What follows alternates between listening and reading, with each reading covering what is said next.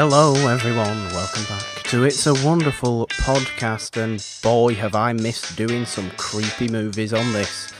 It is episode 52, and we are still in the 50s, but unlike last week where the episode was number 51 and we did a movie from 1951, this movie that we're doing this week is from 1956, not 52. It's a real shame for everyone involved.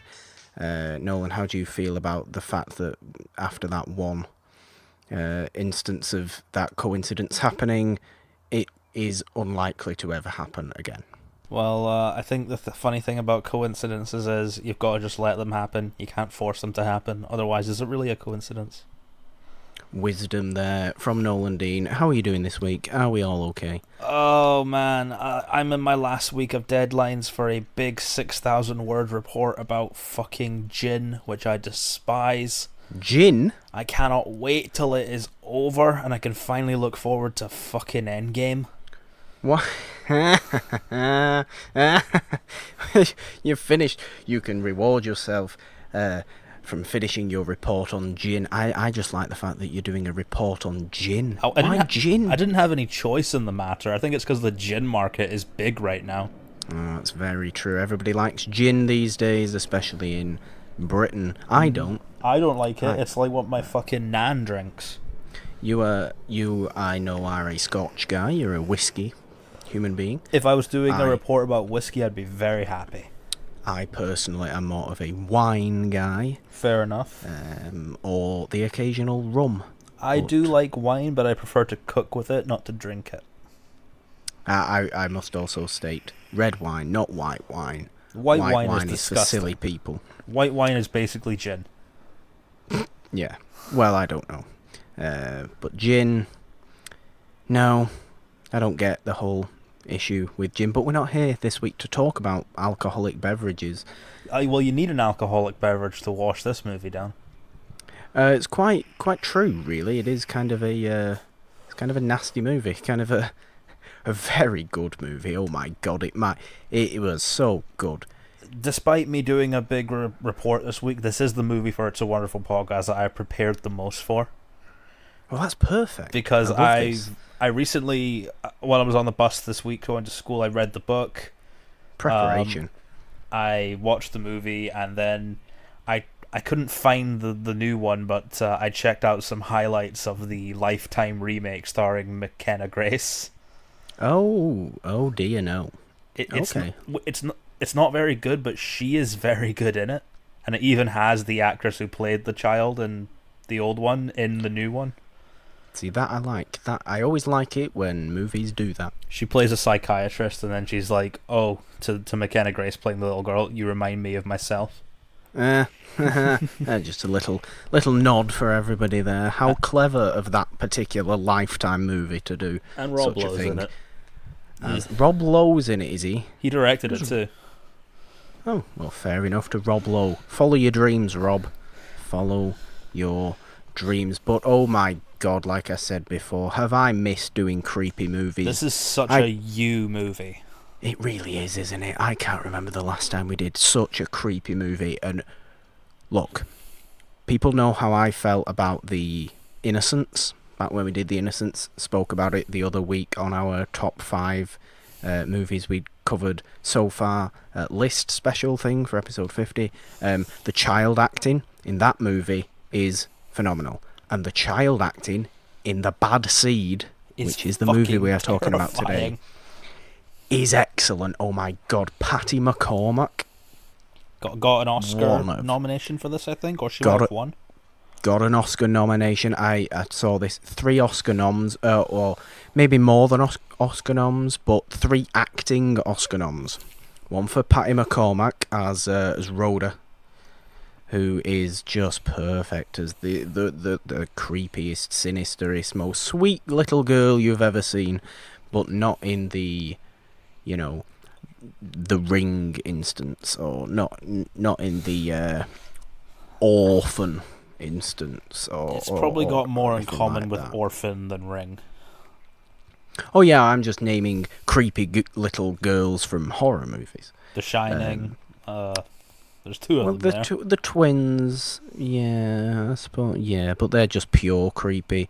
Speaking of bad seeds, Speaking of bad seeds, well, I just want to point out this is not brought to you by Aldi, but they were selling some delicious avocados lately, and I've been trying to find ways to do stuff with avocado seeds. If anyone in our comment section knows stuff to do with avocado seeds, let me know, because I hate throwing them away. how white of you to say that.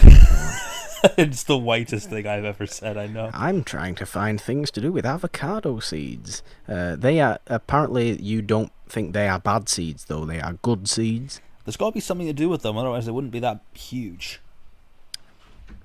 Look, I don't know.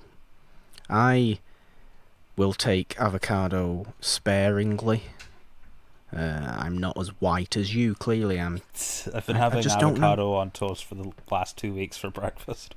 Exactly, avocado toast. Not even how white of you, how Californian of you, Nolan. How specifically Southern Californian of you. I love that. I make fun of stuff white people do, but I'm very white in this instance. Look, making fun of yourself is the best way to go. Anyways, back to this creepy as fuck movie where there is no avocados in sight, just some really bad seeds. Very, very bad seeds, and like I said, 3 acting Oscar noms, one for Patty McCormack, who plays Rhoda, one for Nancy Kelly, who plays her mother, whose name is Christine, and one for Eileen Heckart, who plays Hortense Daigle, who is the drunk mother of the... we're probably going to end up spoiling this movie, so...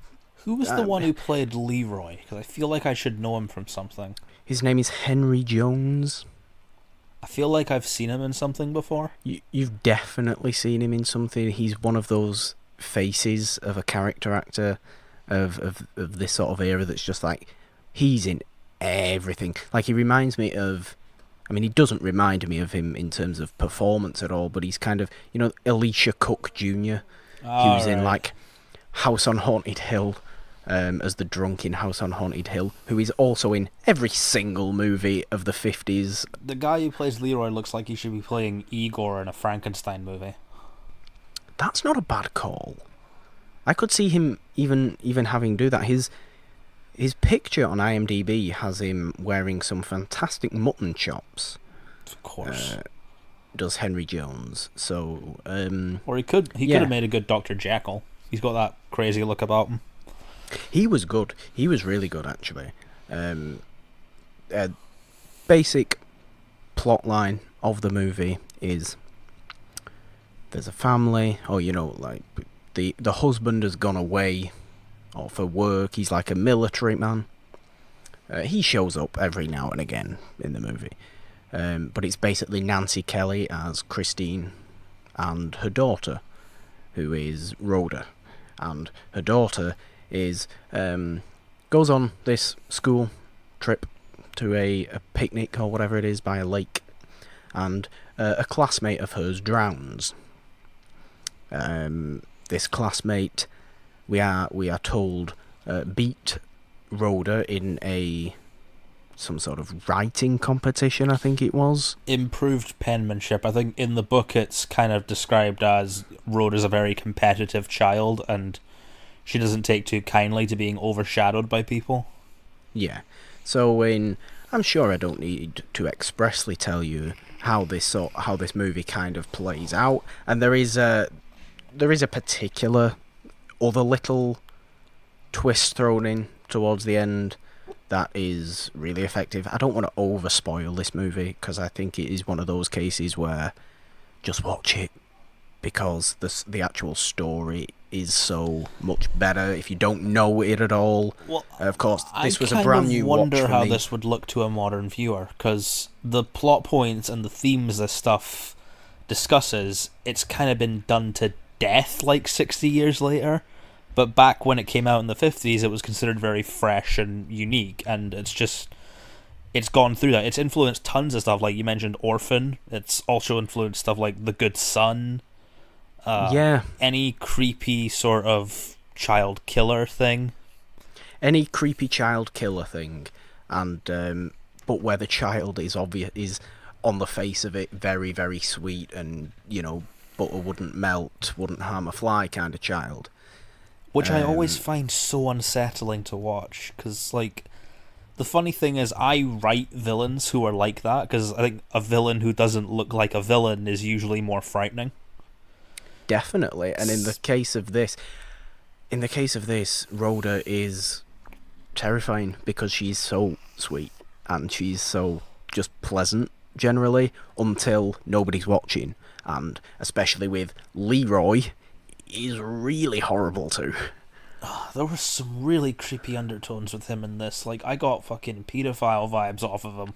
Look, I understand where you're coming from. I didn't necessarily feel that way. He's just a creepy dude anyway. He's the only, to be fair to him, he's the only one who knows what Rhoda is capable of. Does he, though? Because I got the impression that he was just messing with her and then was kind of shocked when he realised, oh shit, have I been right this whole time?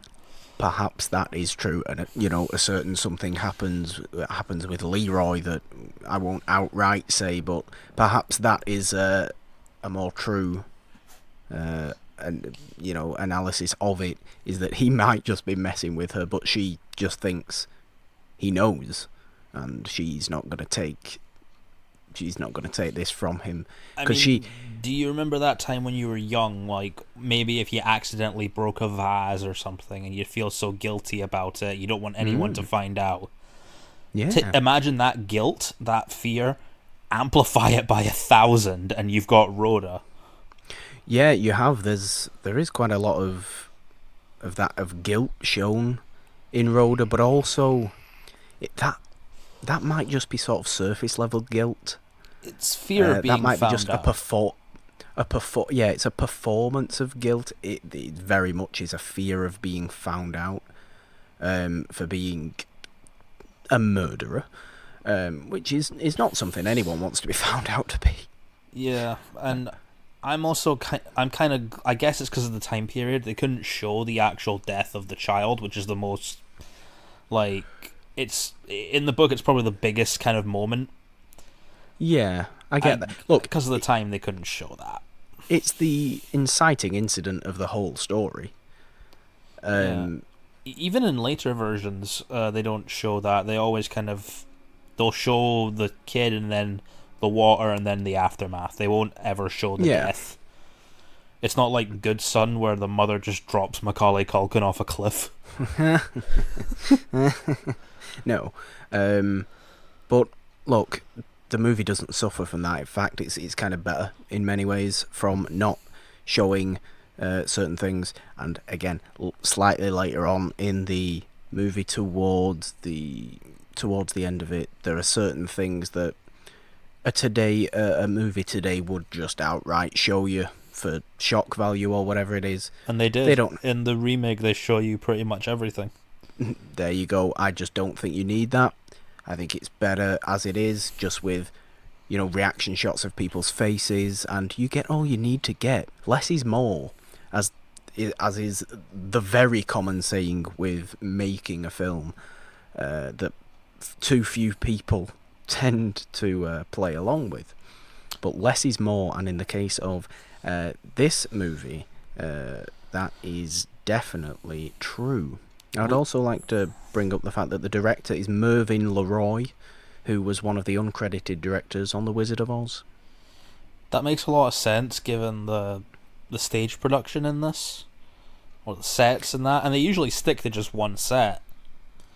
Oh yeah, it's basically all in that house. Because it's quite an interesting thing. When this book was published in early 50s and then pretty quickly became a play and then a movie. Sadly, William March passed away before any of those were released, but that's a shame. You see how quickly it's adapted, and usually when things are adapted this quickly, they remain very loyal to their source material. Mm-hmm.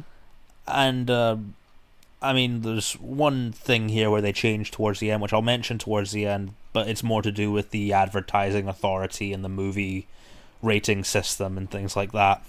Okay. which you might find interesting, but we'll get to that later. In terms of antagonists that we've covered on this show, we've had some good ones. We've had Wicked Witch of the West.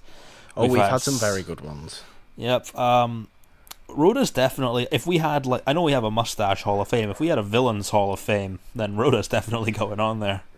I mean, I don't want to overshadow the Mustache Hall of Fame with the Villains Hall of Fame.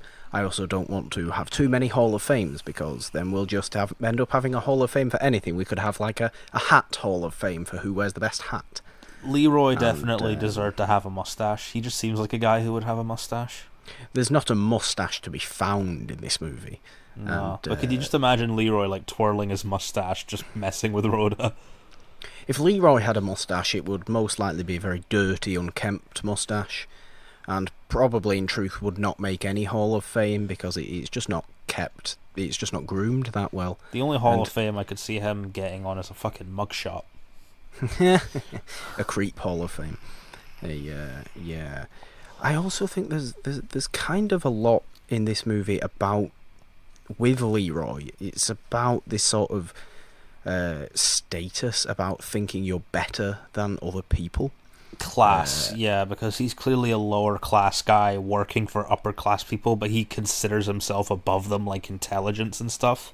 He does, but also you've got Rhoda then, who sees herself way above near enough anyone else, because she knows what she's capable of. She's a sociopath. She is. She sees herself as very intelligent, and in truth she is very intelligent. But she is this sociopathic child who has these, she's quick to look down on other people, whether it is other children in her school class, her own teacher, her mother, or particularly Leroy. And I find that really fascinating. Just in terms of you showing this villain, this horrible child who naturally believes she's better than everybody else. It's a plain, simple message of, the people that think they are better than everyone else tend to not be very nice people. No, they're not. It's plain enough to see, but I like that it's in there. It doesn't necessarily need to be in there as a character trait for Rhoda. I don't think she needs to have the sort of "I'm better than you" about her. Just having her as a sociopath is good enough, but that just adds that little bit of extra. I can see why she's doing this. It adds that bit of more of an understanding to her character, and like I said, the performance is just excellent from Patty McCormack. All the design stuff for me is great for Rhoda. How she's designed to work into the story's themes, the way she looks, like. Yeah. We mentioned how Alice last week looked a lot like Dorothy. Rhoda's also got that, but it's kind of this twisted version of it. Like, she's designed to look very innocent, and I think this is one of those roles where if you were a child actor, this is something that you'd want to try and play. Oh, it absolutely would. And yeah, I don't know, some child performances are always very hit and miss with me, especially in horror movies. Speaking of actually sort of a younger actor who sort of, in a way, whose movie links to this one, Hereditary. Look at Hereditary from... Oh, yeah. Was it last year? It was last year, but that... I can't remember the actress's name, but I know who you're talking about. I can't... Yeah, everybody knows who I'm talking about. The girl from Hereditary, who makes the sound. A great performance. Oh, I know her. Great. Millie Shapiro, that's her name. There you go. Millie Shapiro. Great creepy performance in that. But yeah, that movie actually kind of has ties to this one, in the sense of generational. There's something generational about both movies, in that something is passed down through these generations. In The Bad Seed, it happens to be the nature of psychopaths. Even despite like the new one being kind of trashy in the way you'd expect for a Lifetime movie, McKenna Grace is like really good in it. She's gonna be in something soon, right? She's gonna be in like she's a in big a lot. movie. She's been in a lot of stuff. She's been in like Gifted, what's the Haunting of Hill House? She's one of the kids on that. Okay. She's going to be in Ghostbusters next year. She plays like young Sabrina, young Carol Danvers, a lot of young versions of like big characters. I mean, she was young Carol Danvers. I could see her honestly becoming like the next Dakota Fanning. Maybe it was Ghostbusters that I heard she was going to be in. She's great. Like, but she's doing a lot of like smaller projects. I know who you mean now that you mentioned she was young Carol Danvers. I know exactly who you mean. But yeah, she's great. Give her a creepy horror movie that's not a Lifetime version of The Bad Seed. Give her a... Look, I mean, she was great in Haunting of Hill House. Great in Haunting of Hill. All the children in Haunting of Hill... To be fair, every single human being in Haunting of Hill House was just stellar.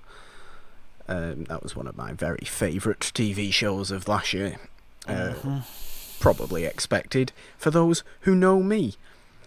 And what's interesting is actually in that Lifetime version, there's a scene where those two are watching a movie starring Shirley Temple, who is one of the oldest child actresses of like the classic era, and then their version of Leroy is just like a kid being evil. That's so stupid. Okay, I kind of prefer this version of Leroy being a creepy worker. The version of Leroy in the new one was turned into a female babysitter. Okay. It's a little weird. But yeah. Yeah. I mean, speaking of these good performances as well, there's a reason Nancy Kelly also got an Oscar nom for this as the mother. Such a tragic character for her to play. Really is. She's never, on the odd occasion she will have something to smile about in this story.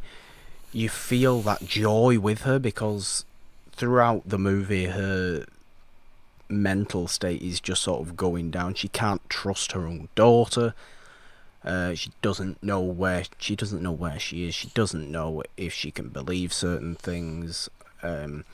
Once the Mr. and Mrs. Daigle come into play as well, with, like I said before, Eileen Heckart playing Hortense Daigle, which might actually go in the name Hall of Fame if we're going to have a name Hall of Fame. Hortense Daigle is a great name. Once she comes in, and it's just clear that she is having a complete breakdown after her son's death, murder, let's call it what it is. She's just drunk all the time, and Christine doesn't know how to deal with it. She's trying to be civil, but you can tell that there's just something there that's just like, I don't know what to do. You need to leave. I can't do anything. You're like, there's a lot of this sort of indirect accusations as well. There's a weird mix with this thing, because usually this kind of movie would be something that I'd never want to watch again. Because it's like that upsetting, but this, I don't know, it has that upsetting nature, but there's also this sense of fun to it. I can't say I found it upsetting at all. Probably because I tend to enjoy fairly creepy movies, and it's not as though this is an all-out horror, right? It's more of a, I don't know, it's more of a drama. I'd say it's psychological thriller. It's psychological thriller, psychological drama, maybe. It's not an all-out horror. It will make you feel uneasy, mainly because of, like I said before, Patty McCormack, but also if you put yourself into Christine's shoes, you realise that Nancy Kelly is also absolutely killing it in this performance, as this mother who doesn't know whether to trust her own 8-year-old daughter, who is growing to believe that her 8-year-old daughter is a murderer. And the way she gets around it is kind of interesting to me, because I think that the book and the movie might have had two different approaches to this, but I remember her making the excuse that she was trying to write a book, so she's asking all these questions like, oh, how much would you need? How much of this sleeping pill would you need to kill someone? It's just, I'm doing research for a novel I want to write. I kind of relate to that, because if the FBI saw what I look up to write my stories, they probably... Don't let the government see what you're looking up, but they'll see anyway, Nolan, because the government's spying on you. Don't know if you knew that or not, but that's just okay. happens. If I wear my tinfoil hats, they can't steal my thoughts. Yeah, that's very true. You'll have to go and hide in the desert somewhere with your tinfoil hat and all your other weirdos. Yeah, my friend Alex Jones. yeah, pretty much. But I like that. I like that this is I like that this is a villain that is so unvillainous for the most part. Villains that don't have that, you know what? They're the ones I find more interesting. Well, yeah. Absolutely. Even if it's a case of like an actor who's known for playing good guys playing a hero, I find that interesting, but the image of something innocent being warped into something evil, I mean it's a similar kind of thing, but that's also kind of why I really like Chucky. Cause yeah, I mean it's the most basic inherent fear of humanity is the innocent turning demonic. It's the same reason why The Exorcist works as a story, or The Omen. The Omen. I was just gonna say The Omen. Yeah. You know how much I love The Omen. It's. I mean, I don't really remember Damien being that innocent, to be honest. Well, I mean, he seemed like just a creep right from the start. I think they cast Damien perfectly to have the Harvey Stevens be quite creepy, but he is a small child, and just the very thought of a small child is innocent, right? I mean, even so something like Gage in the original Pet Sematary movie. Yeah. And the remake that was kind of bleh. Like, it's the reason why, if it's a good performance, children in horror movies, especially those who turn out to be villainous, whether you've got Village of the Damned, the 1960 Village of the Damned, Children of the Corn. Is Children of the Corn even a good movie though? Who knows? It's kind of trashy fun, but like we said before, like with The Innocents or this movie, a good child performance and a really good child performance elevates these kind of movies to be more than just, oh, this child is a creepy murderer. This becomes a fully legit, my god, this movie should be paid attention to. Because and look, you'll hear me go on about the kid in the Babadook and my hatred towards him for the rest of my life. I haven't rewatched the Babadook because I'm so scared I'm going to end up feeling the same way as you. I don't see how anybody actually can watch that movie. It's a great made movie. It's a really well made movie. It's such a clever movie. But oh my god, the child is not only annoying, but I don't think he's even a good actor. I just think he's completely below everything else in that movie for me. And I'm gonna say he ruins the movie for me. That's why I don't like that movie. And thankfully, there's enough good child performances in horror films to balance it out. Like, Haley Joel Osment in The Sixth Sense. Hey, exactly, and that's what I'm saying. If you have a good child performance like this one does, like Haley Joel Osment or any of the others that I've mentioned, it just really works for me because I know what I believe to be a bad child performance in a horror movie that completely ruined what was an otherwise great movie. I don't want to see that because I'm such a horror fan. I like seeing that these children can elevate the movies with their phenomenal performances. It shows a great deal of intelligence as well, because if they understand the psychological reasoning behind that character and put that into the performance, I mean, you should just commend that child actor even more. I mean, can you imagine going up to sweet little 8-year-old Patty McCormack saying, "Hey, how you doing? You're gonna play a murderer today." And she's just like, "Okay." Yeah, she's just okay. I'll do that, and do you know what? I'll get an Oscar nom for it. I'll knock it out of the park. Out of all the ones that we could compare this to nowadays, I mean, I think Orphan is probably the most direct sort of influenced by the bad seed kind of thing.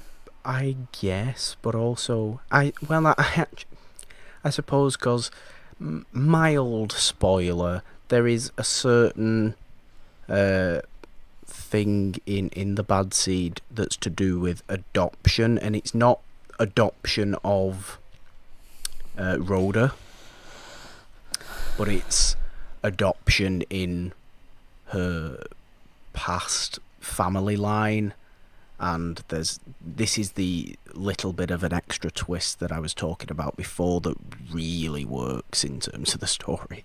I think I know which one you're talking about. Yeah, it's the fact that it you know what, screw it, I'll just say it. Her mother basically comes from this line of murderers. Wasn't she like the child of a bunch of murderers? Yeah, it's like the gene of... Well, I raised a little bit of an issue with that, because there's no way, if say your mum was a serial killer, that doesn't automatically mean you're going to become one. I think they explain it better in the book, that it's like that trait of sort of lack of empathy and sociopathy went down to Rhoda. Yeah. Her becoming a killer was kind of all her choice, really. I mean, that's fair, but that's exactly what it is. That's exactly what it's saying. It's just a genetic thing. But I do worry that people would look at that too simply, being like, "Oh, her mum was a serial killer." Oh, okay. I get that, and I mean, it's not even as though Christine herself is displaying these particular traits. It's as though it's sort of skipped a generation there, because Christine seems perfectly sane and perfectly happy, and it's different. It's once again approached differently in the one with McKenna Grace, which is kind of interesting. Like, the mum's not the main character in that one; the dad is. Okay. And her reason for becoming mad and sort of like sociopathic was because she lost her mum at a young age. Okay. And they thought like.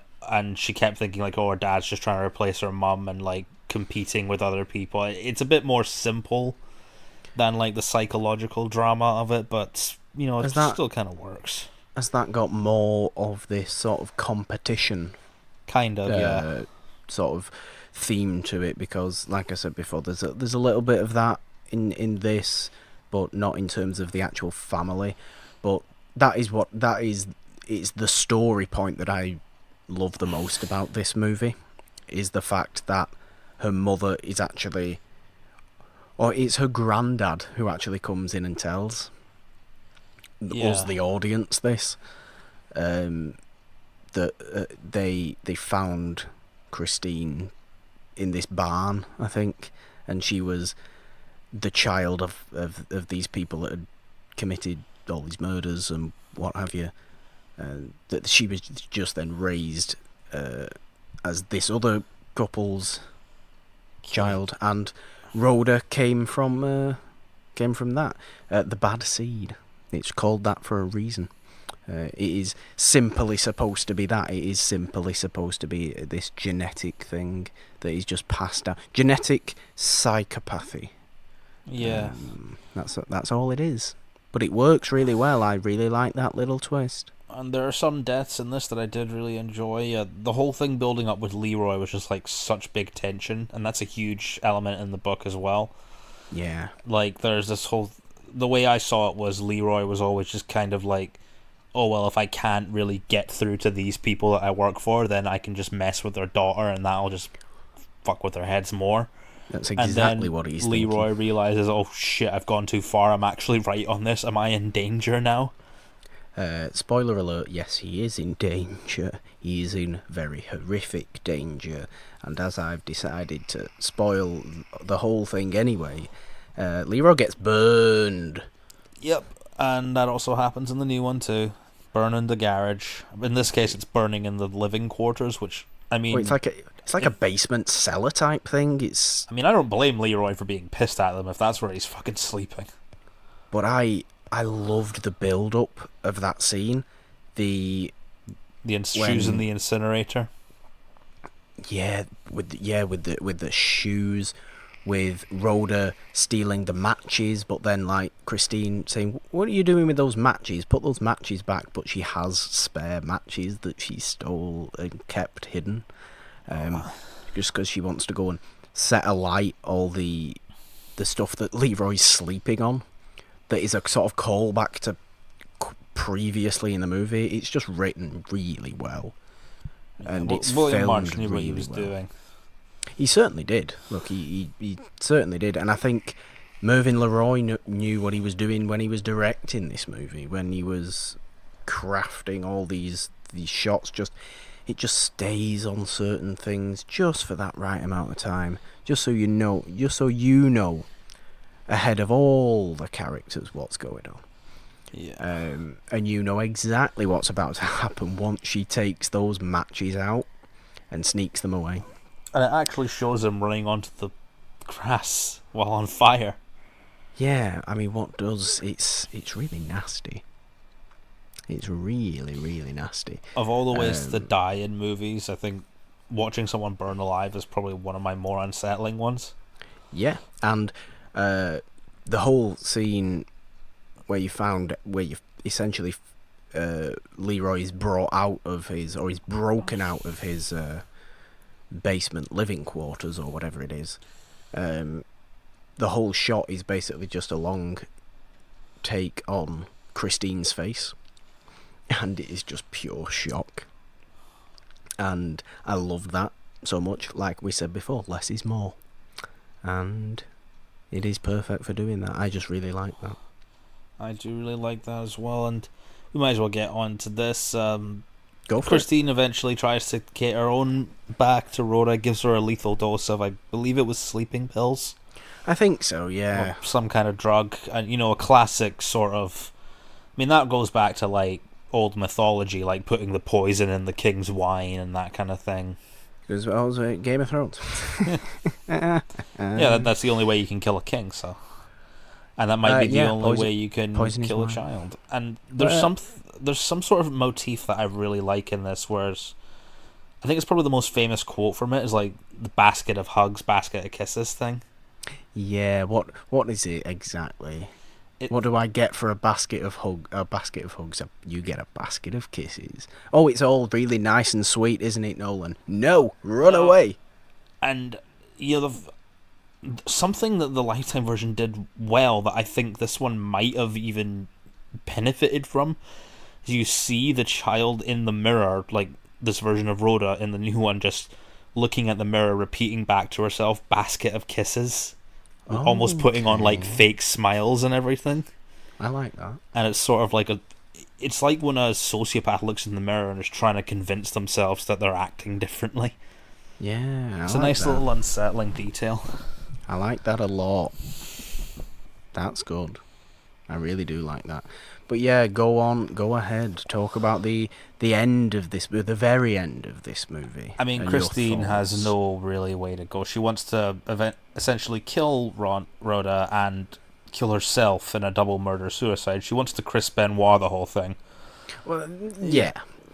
As an unpleasant story as that is, wait to reference that one. Yeah, well, I don't know. That just came to my head. Oh, jeez. It's very accurate. Yeah, perfectly accurate.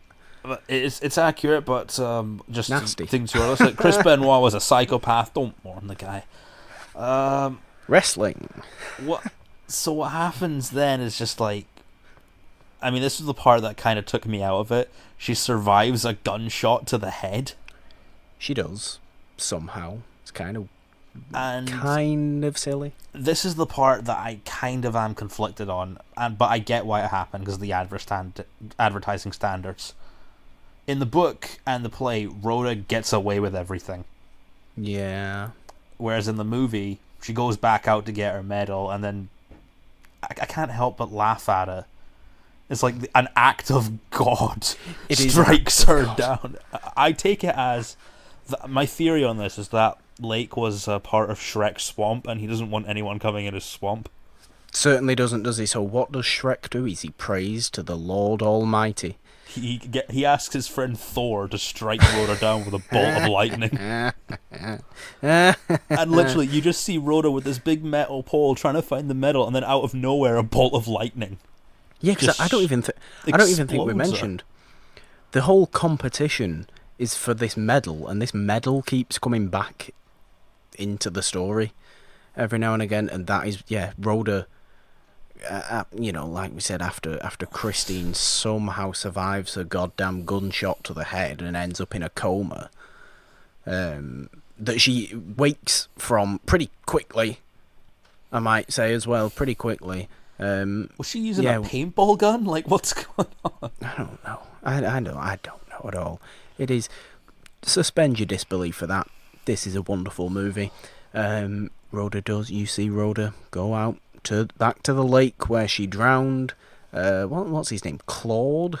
It's Claude, yeah. Claude Daigle.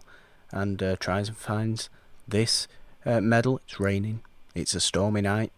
And, like you said, Shrek asks his good buddy Thor to strike Rhoda down for her crimes.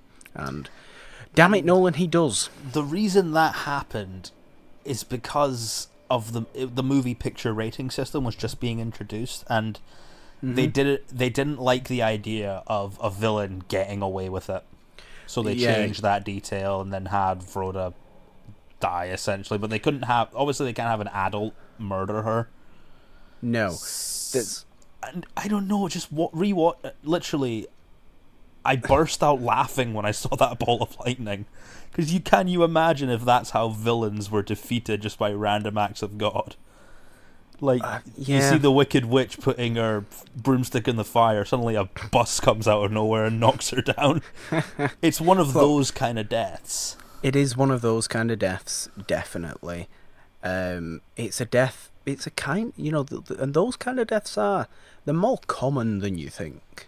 And it is... I guess especially Snow White kind of did it too, I guess. Look, especially in these older movies, where it was, for a time, in Hollywood, legally not allowed to have a villain win. Or get away with any crime. Legally not allowed to have a criminal get away with crimes in your movie. Thankfully that changed, because can you imagine the movies that exist now where the villain wins? Imagine the end of Saw. Jigsaw closes it and then suddenly something drops on him. I don't know enough about the exact dates of this, that if that law or whatever, or rule or whatever it was still in place in 1956. I don't know that. It was a more conservative Hollywood back then. Well, whether it was that or whatever it was, maybe it was just these particular filmmakers deciding on this sort of moral ground that this had to happen. I don't know. But yeah, it also brings it's also a bit more, it muddies the waters a bit, the fact that she's a child as well. So can you depict a child criminal essentially getting away with such things? I actually kind of prefer the story that you said where she does get away with it. I think that's a much creepier ending. I think even the final line of the book might have been the police asking her something, and she just brings back the whole basket of kisses stuff. But yeah, I love that. That's great. Maybe I need to read this book. How long is this book? It's not long. It's a pretty short read. Say it's about, I think it's 200, 300 pages. Okay. I might have to read this book. But I can understand why the movie ended like that. It didn't it didn't affect my viewing experience at all, really. I still absolutely loved this movie as soon as I watched it, and of course it was a complete first time watch for me. Speaking of creepy vibes, I didn't even. I forgot to mention the fucking psychologist. That guy belongs in a fucking institution. Who was the psychologist? The one who came like sort of halfway through after the death of the kid just to talk to Rhoda, and then he's talking to her like, "Oh man, aren't you so nice? Aren't you sweet?" It's like, it was creepy. Yeah, I forgot about him. That guy needs to be on some kind of fucking watch list.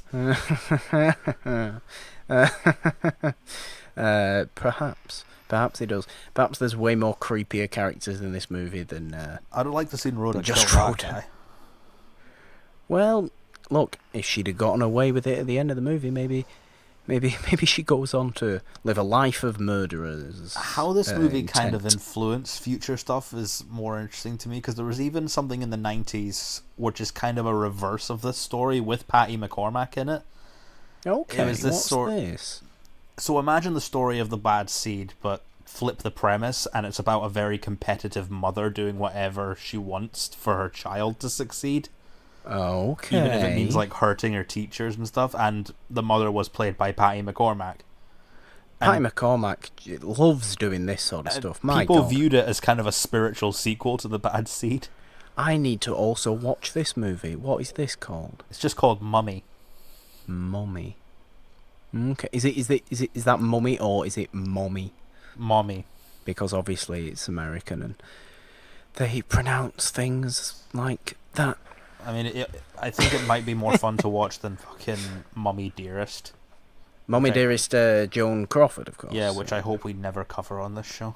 Well, funnily enough, I'm going to pick that for... No, I don't know. Please don't make me watch that again. The thing is, Nolan, you've said that now, so I definitely am going to pick Mummy Dearest soon. You motherfucker. I've never seen Mummy Dearest, so... Hell. Well, granted, you're okay with sleepaway camp, so you might be fine with it. And I am not a fan of that movie at all. Look, you just can't handle certain things. That's something that I thought this movie was going to be, but it's kind of not. It's not that heavy. It's got those elements, but it's done in a more subtle way than something like Sleepaway Camp or The Good Son, where it's just plain upsetting to watch. Yeah, it is. It's a more subtle movie than you realise, this one. It really is. It's really effective for it. It is one of those where, as much as a lot of people these days want to watch a movie and just be on your phone in the background, this is one that doesn't let you do that, because you have your eyes glued, and like I said before, every time the camera can linger on a certain shot for just that second longer than you in your brain think it should, it tells you something, and it keeps your attention so very, very well. And I cannot sing this movie's praises enough. I really can't. It's one of my favourite new discoveries, as we like to say on the show, that I've come across in quite a while. I would say for modern viewers, especially modern horror viewers, if you're watching this for the first time and you think, I've seen this all before, just remember that this is something that probably originated those tropes.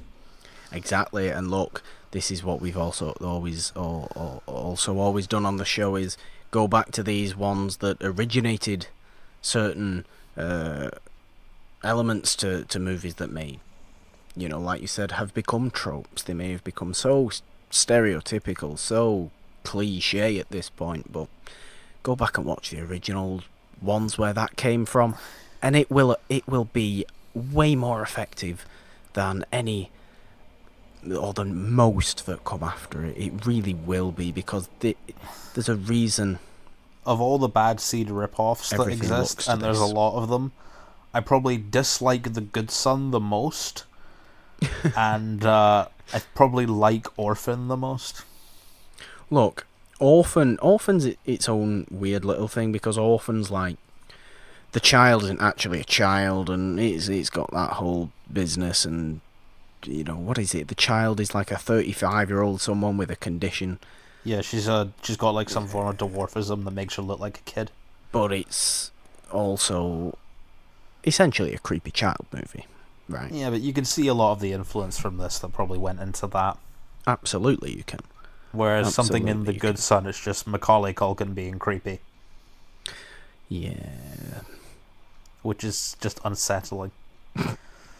I like to prefer Macaulay Culkin, I called him then, I don't know why. Macaulay Culkin as a sweet young little child who just smashes Christmas baubles and puts micro machines on the floor. Puts I don't want to see him murdering his baby brother and stuff like that. Not in the slightest. Burns. I mean, I enjoy Joe Pesci's head off. I enjoy a whole Kevin McAllister is secretly Jigsaw theory as much as the next guy. I don't want to actually see it in a movie. No, don't need that. I will stick to watching The Bad Seed and this movie Mummy, which we also have to watch as a little added bonus. A little bonus, yeah. It's from 95, so... it cannot be covered on this show, then. But, no, but it's also kind of like been lost, so it might be kind of like trashy, but still fun.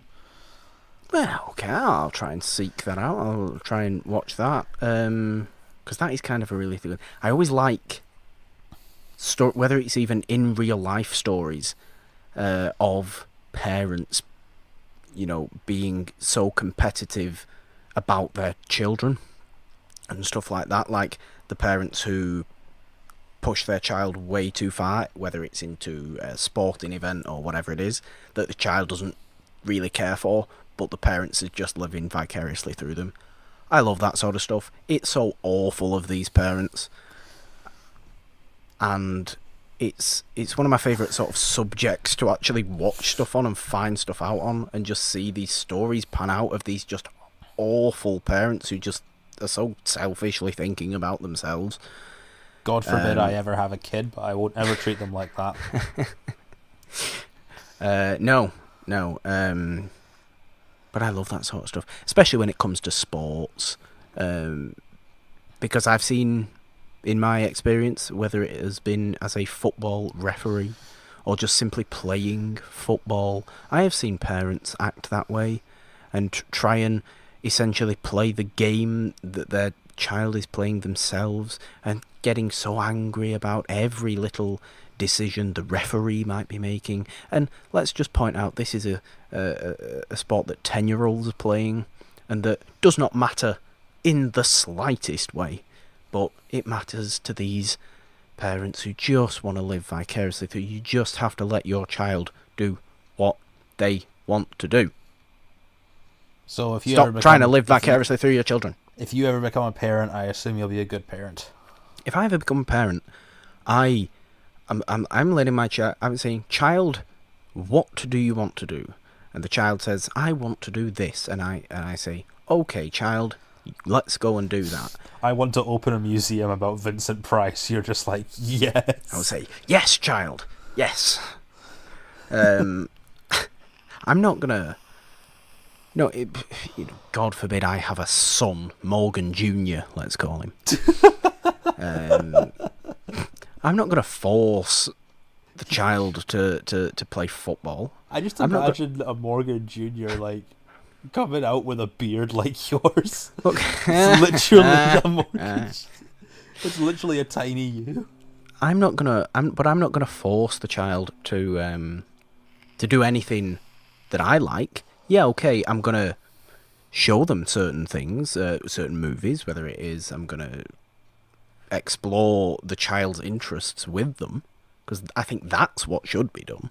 It's not a case of, you're playing basketball, and this is what you will do, and you will be a professional basketball player. Go, go, go. But I don't like basketball. I don't care. I could have been a pro in my youth if I'd have tried harder, and now you must do that for me. No, go away. Go away, parent. I mean, I'll probably never have a kid, but I do have that with my little cousin. You push your little cousin to play basketball? No, my little cousin is into the same stuff that I'm in, and I like sharing the interests with her. You've been pushing this child to trust enjoy. Me, I have not. She asked me personally, can you read Coraline to me, because I like the voices you do. Hey, good voiceover actor there. Well done, Nolan. Well done. I like that. However, she is turning 9, so maybe I might just show her this movie. This seems like something she would like. Maybe show her this movie and be like, "Don't be like this girl." Okay, I won't be like this girl. I've said this before in the show. My little cousin wants to watch horror movies. She wants to watch it and stuff like that. Your little cousin is my favourite member of your family. You ever come up to Glasgow, you can meet her. That also includes you. Fair enough. and I like how it doesn't include my little brother. No. Bye, William. Sorry.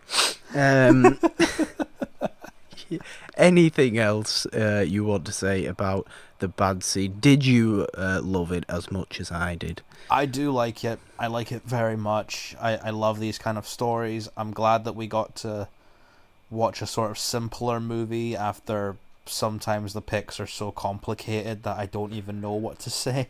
We've had a few... something that was very straightforward and very fun to delve into. I feel like we've had a few fairly nice movies to talk about. It's brought on a good discussion last week. We had a great little discussion on Alice in Wonderland. Week before that was obviously the top 5 list, which was a nice, unique, special episode. But once you get further back than that and get into all the musicals, there's so much to get into with musicals, because you're almost discussing the music as well as the film, as well as everything else, and the production and everything else like that. This week is just it's a simple story that is told beautifully well, it's filmed beautifully well, it's performed beautifully well, and it's great to talk about because it goes into all these little bits of wonderfulness, and it has all these things to say, whether it is about the competition, whether it is about passing certain things on to your children, whether it is parenting, whether it's anything like that, competition, like I said before. It does have these things to say, and it's just done really well. It is a great movie, and I'm so glad I picked it. And I want to do more creepy stuff soon, so Mommy Dearest, come on. You're going to be very happy with what I pick next, then. Are we getting the tease now, just before the 10 minutes of random movie news talk that we like to do? Basically, I was quite into that whole Swamp Thing DC Universe just showed. Okay.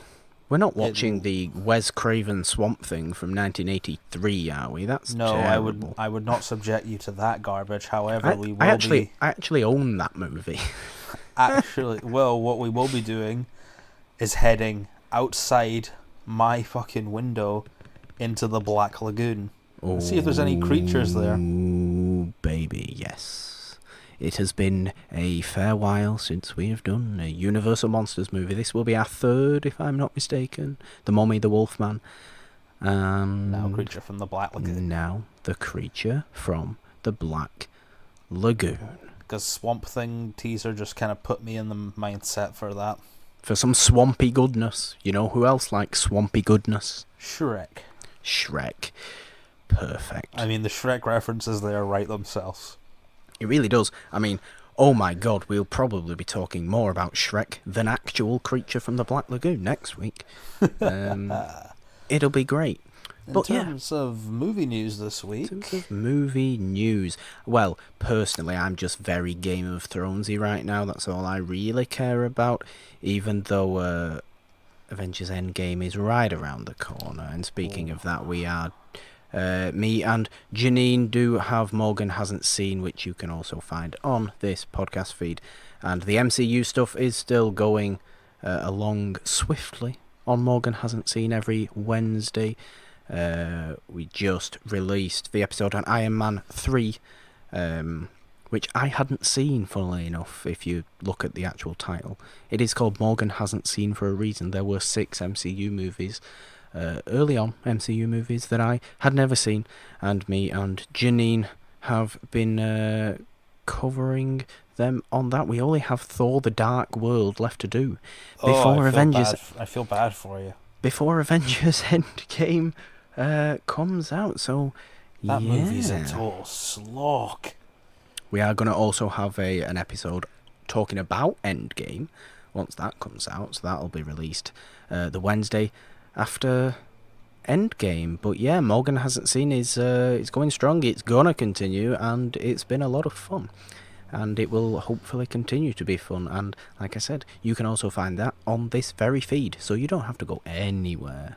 But yes, Endgame is happening, Nolan. That's probably the biggest hype of your existence right now.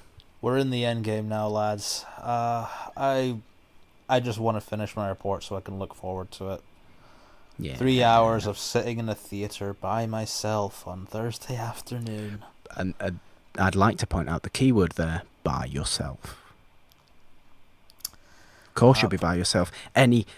Going to the movies on your own, I love it. Mm-hmm. I always have them. I will also be seeing. I think I'm seeing Greta this week. Oh, okay. Point. And okay. I will also be, unfortunately, checking out the trailer for the new Child's Play movie, which they knew one thing would get to me, and that's fucking Mark Hamill voicing Chucky. Yeah, I have to see that, to be honest. Yeah, it's kind of perfect. But yeah, as for news, I think we also got that John Cena is going to be in the Suicide Squad, James Gunn's Suicide Squad. You know what? After last year, I'm going to give John Cena the benefit of the doubt. I am not too sure about this one, to be honest. It's kind of the one piece of Suicide Squad news that I've heard that is kind of a bit for me. I mean, if it's a comedic kind of role, like, John Cena's really good at comedic roles. I guess. But like you said, the Swamp Thing stuff also came out, which I haven't actually seen anything of yet. So it's just a little tease showing what the costume looks like. Yeah. How is it? It's pretty good.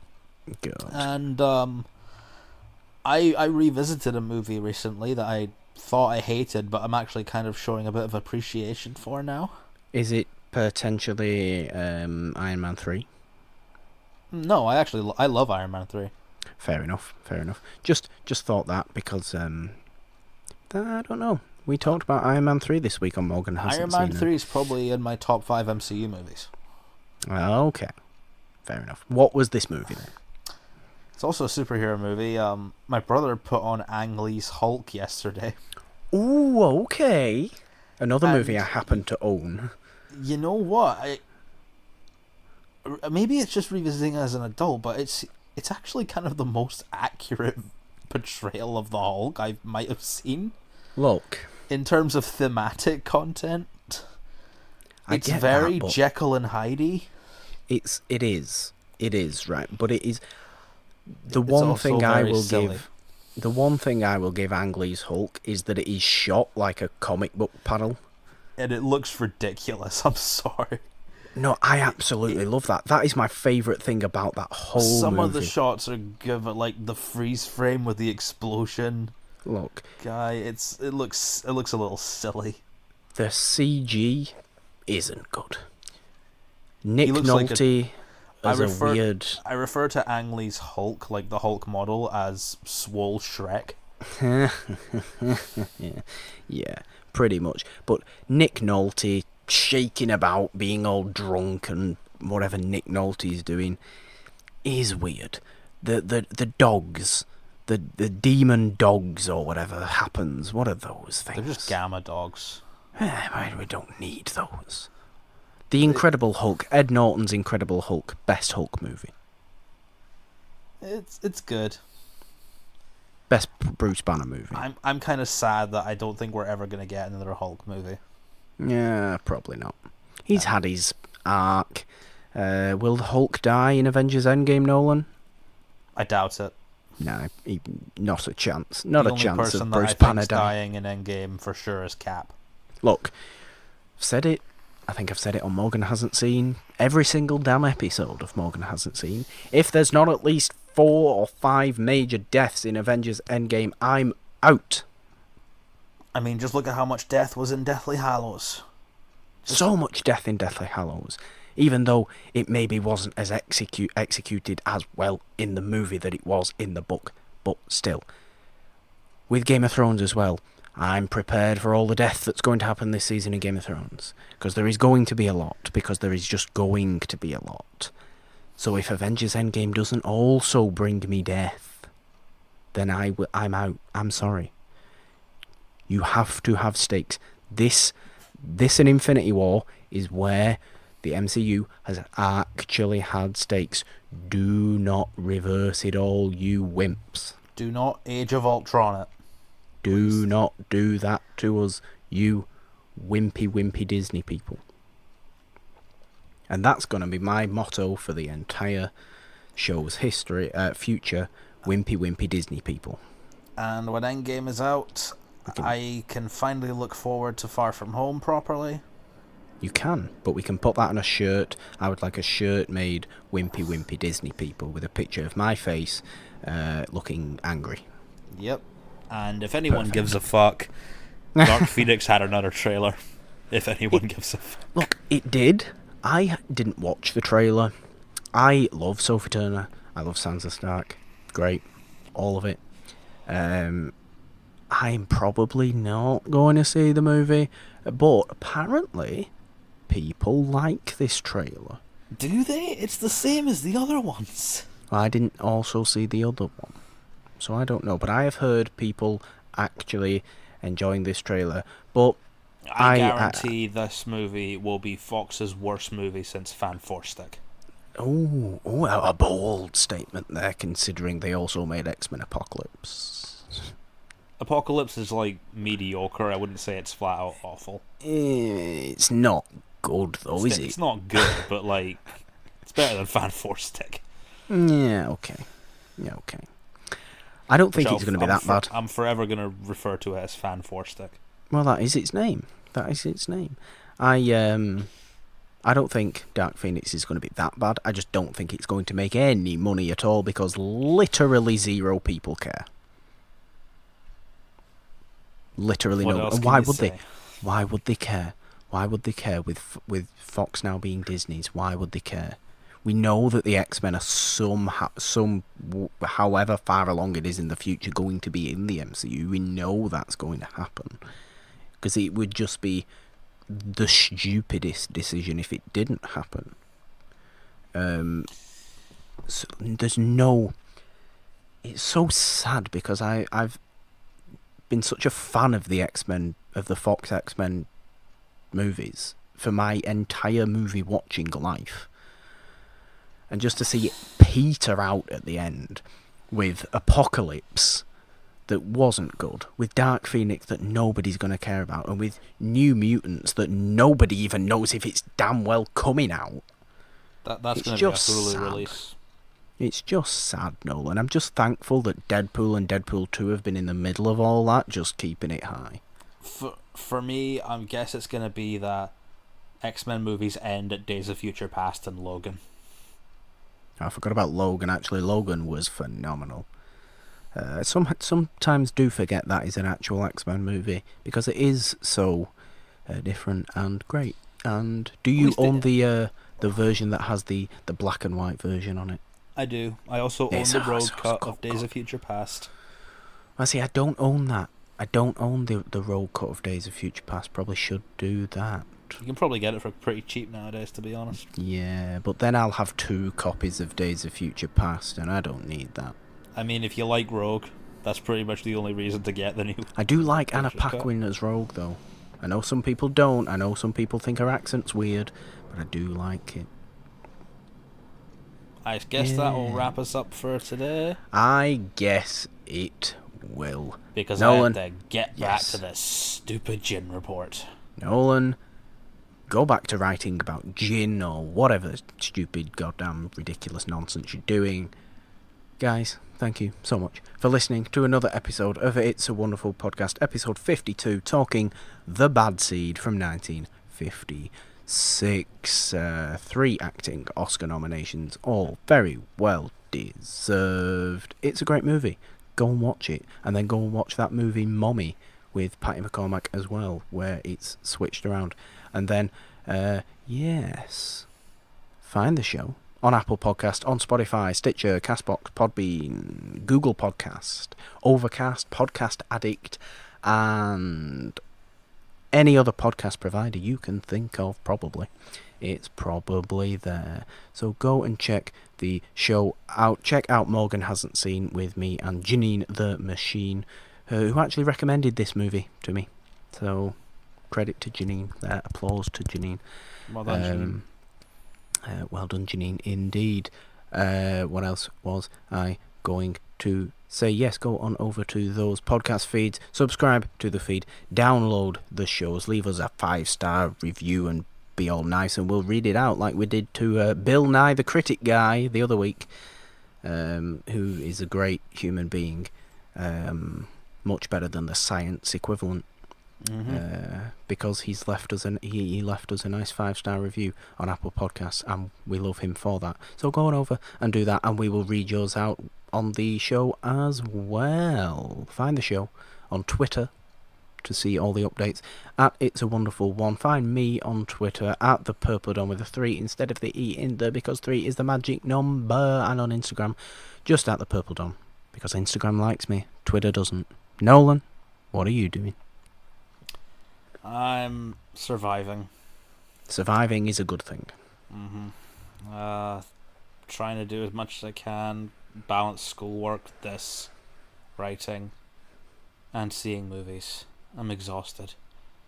He's exhausted, but you can find him on Twitter at NolanDean27. If you guys have any Red Bull, send them my way. I need it.